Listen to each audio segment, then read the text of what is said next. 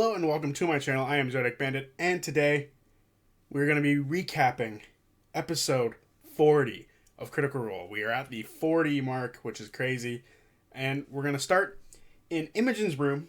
Imogen wakes up Laudna after she spoke with her mother. She explains what happened and that her mother, in fact, responded. Laudna is shocked and believes that it's great that her mother is alive. Laudna asks how the spell works. Maybe her mother is on another plane, and that's why she hasn't shown up. Laudna also asks if her mother has been directly talking to her within her dreams, or if it's just been some sort of coincidence, or maybe even a different voice. Laudna asks again how Imogen is feeling, and Imogen isn't really sure. After some preparation, Laudna goes and gets her a drink of water. Imogen sends another message. Are you alright? Where are you? Where have you been? Imogen's mom answers after a bit of waiting. I'm fine, Imogen. I'm sorry for how long I've been gone. I'm okay. Are you? Imogen is a little annoyed by the fact that her mother didn't answer one of the questions. She sends another message. If I'm being honest, things are hard. You might know that already.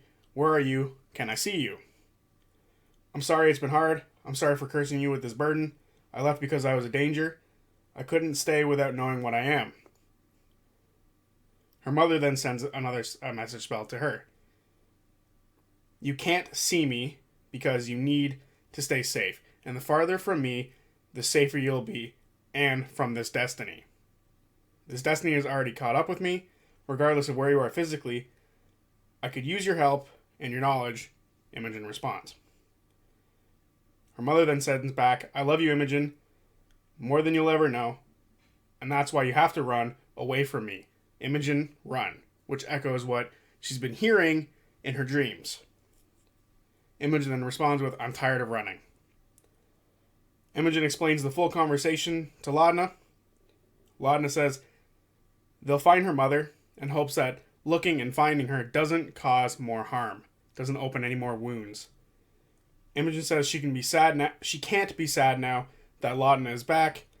Laudna says they should get some fresh air and to go on the top part of the ship. The two go up and see that Chetney, Fern, and Orem have some blood on them, and Chetney lacks his clothing. Chetney explains what happened to them. Fern says that Chetney was really hard to get under control. Chetney then adds that Ruidus is making him act differently, and that it normally doesn't do this. Imogen then informs them all of her mother being alive. Laudna hopes Imogen's mother doesn't have any connections to Odahan, but Imogen thinks she definitely does.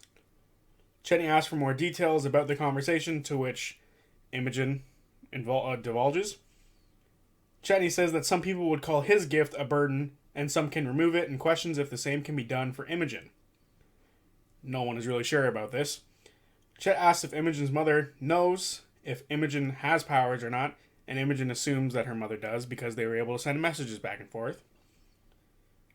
They wonder if her mother can watch her or check in on her at any point in time via scrying or whatever dreams magic that she has. Orem says that this may be a problem if she's going to be in the way, but it doesn't matter. They need to find the answers. Imogen asks Chetney how he is doing, and then picks him up and goes down to FCG in Ashen's room. FCG asks if they did damage to Chetney while sleeping. Then Fern explains what happened, and FCG heals Chetney.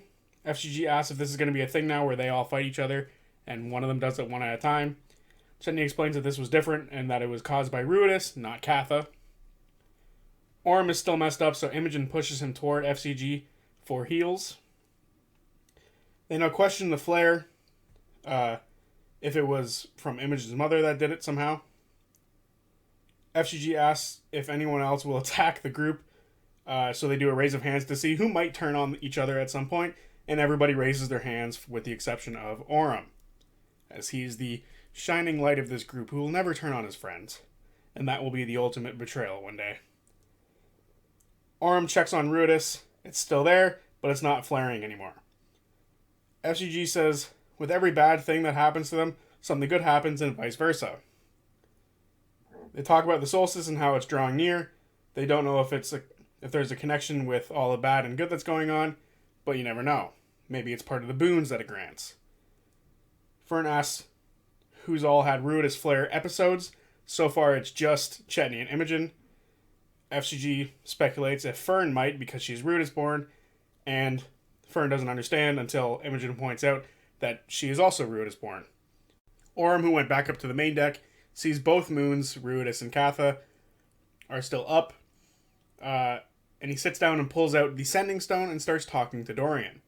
Hey, Eos bound. Found them. The killers, they're bigger than we thought. Real rough, Dorian. Esteros is dead. Glad you're not here. Wish you were anyway. After this, Ashton walks up to Orm. Ashton says they keep unfairly calling Orm the good one, as Orm has his own issues. Ashton asks if this is all a bit much. Orm says probably. Ashton says that if they live through all this, they'll ask Orm for help with their personal problems, and Ashton hopes that Orm will do the same, and points out that everyone else seems to think that they'll kill everyone else except for Orm, and says that it's probably a hard spot to be in. Orm says it's based on how you look at it. Ashton says that this has changed him. Orm says he tries to keep going every day to honor those he's lost, and says that the party has kept him going through all of this. Ashton says Orm is doing a good job looking out for everyone, but says to look out for themselves as well. Ashton is a little upset about not being able to punch a werewolf, and says he secretly likes Chetney a lot.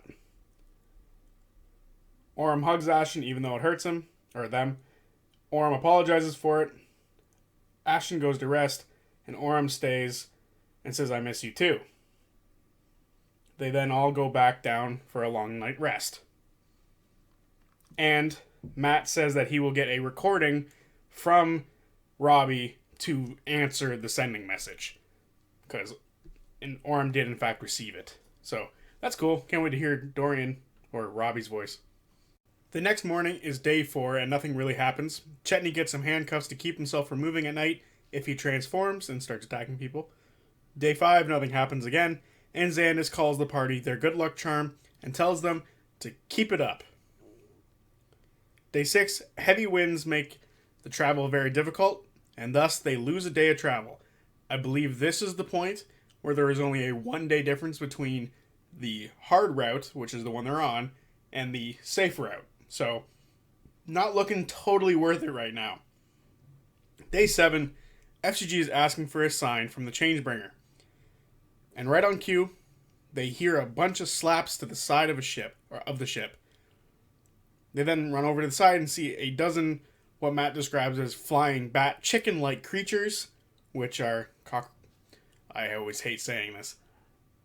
Cockatrice? Cockatrice. What a terrible name. Whoever came up with that name, you're awful. The cats speak with animals to try to convince them to leave. The creatures don't speak back as they are not beasts, and they attack FCG. FCG begins to turn gray and is being restrained and is slowing down. These creatures are fucking assholes. The others rush up to the top to check on what's going on, and it's battle time, baby. So, I don't take too much time for a battle, so I'll go over it briefly. They fight a handful of Cockatrice, and after taking out a few of them with some teamwork, FCG and Fern both pushing off the potential petrification. They kill a few, they push a couple away, and the true threat shows itself as a Chimera lands, and we see that these Cockatrice were not specifically attacking the ship. They were fleeing this goddamn Chimera, which is awesome. So then they battle the Chimera. Chetney uses Turmoil and says done and summons the scythe portion of it, setting it on fire, which is really badass. I'm glad he took it, not Ashton, because Ashton just fits the hammer really well, so that's good. Imogen also summons a spectral red creature, semi-human-esque, and freaks everybody out, and as Chetney gets close to it, he hears whispers, and Fern takes a loaded ballista and shoots it right through the backside of the Chimera, right through its dragon face, and sends it flying off the side, careening down toward land. And yeah, it was a crazy fight. It was really fun. This is where I ask a question to all of you. I actually have a lot more in-depth notes for this combat. So I was curious, and I don't want to, if you guys like it this way or not, I could go into more detail about these fights, but because this was a small minor fight, I don't. Obviously, I talked in great detail about the Odahan fight and the Ratanish fight with the one-on-one Ratanish fight. So, if you want me to break down more of these combats and give a bit more detail on them, let me know, because I will. But until then, I'm going to stick with this because it keeps the video from being like 35 to 40 minutes every time. So, yeah, let me know what you think down below. Should I continue doing it this way where I kind of gloss over these short combats, or should I give them in detail? Let me know. So, after the battle, Imogen moves the spectral thing away from the party, but Chetney moves closer to it and tries to touch it, but his hand passes right through it with a little bit of resistance, and must make a Constitution saving throw, I believe, and takes damage as he fails it, and hears a bunch of whispers in his mind, and his nose begins to bleed. The party asks what that thing is, and if Imogen can control it, and if she can get rid of it.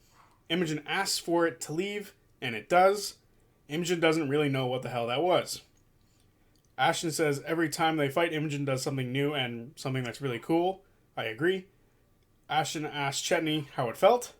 Chetney says it was like all the boys and girls of the world giving him toy orders at the same time, and no one can handle that shit. Orm asks Xandis how the crew are doing, and Tirana, who was involved in a lot of the combat, is a little hurt, but the ship is in overall fine condition, and they say that was a little crazy, and they've never seen one of those before, which, seeing a three-headed beast for the first time would be a little sketchy.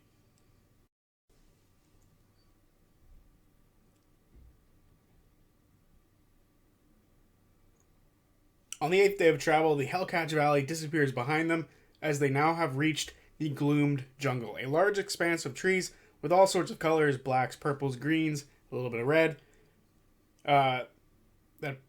and a bunch of mountains that push through them at different points, making it look like teeth. It's different from other jungles that the party have seen and are used to near the city of Jushar. It's raining hard, and Xandis pulls the ship down towards the canopy. While on the canopy, the party talk about calling out to the Gorgine. Chetney will have to howl at dusk inside the Gloom jungle to call them. Chetney and Fern look down into the jungle, and through some of the openings in the trees, they are able to see a ruined watchtower. They ask Xandis if they can explore. Xandis points out that the party is in charge, so of course they can. They then lower a ladder and climb down into the jungle. They make their way towards the watchtower, and on the way they see that the trees are filled with all sorts of strange colors, like I said before, green, black, purple, and that the trees have a venom symbiote-like texture to them. Once they get to the watchtower, they see it's been blown open, and it seems to have been a piece left behind from the Apex War. Chetney asks if he should do it, and the party say yes. Chetney says he wants to do it alone to show strength, and he's very prideful, and transforms into a werewolf by pulling a zipper-like motion upon his skin. Gross. He howls, and FCG casts Enhance Ability, which gives Chetney advantage on the howl. Chetney rolls a 10, and after a while he sets his pride aside and asks the others to join him. Fern turns into a wolf. Everyone then howls except for FCG, because they just make a bunch of beeps and boop sounds because they don't know what howling is. They then all hear off in the distance a bunch of different sounds in an eastern direction. The party choose to stay and rest a little bit. They choose the watchtower as a good place to rest, and after an hour and a half, Fern, still in her wolf form, sees two yellow eyes move near them in the brush. She tells Imogen in her mind that there is something out there, and Orm sees two more sets of eyes in the bush as well. Imogen informs Chetney, and he stands up and goes out into the opening, and as he does, a red and orange were-tiger emerges.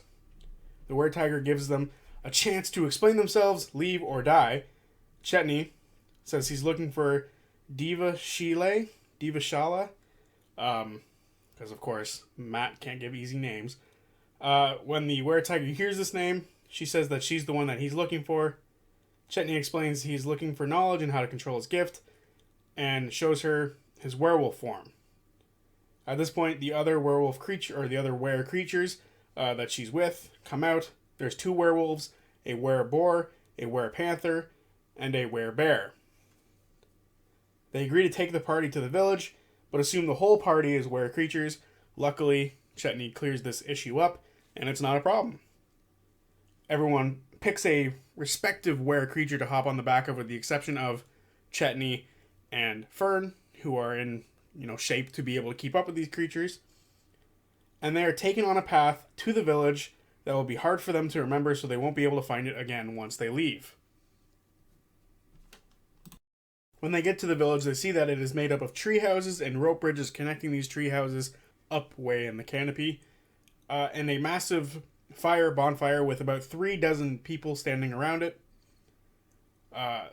All the were creatures transform back into their regular states, and we see that the were tiger is a human woman in her 40s. The were panther is a gray orc. Can't really tell how old he is. And the were boar was...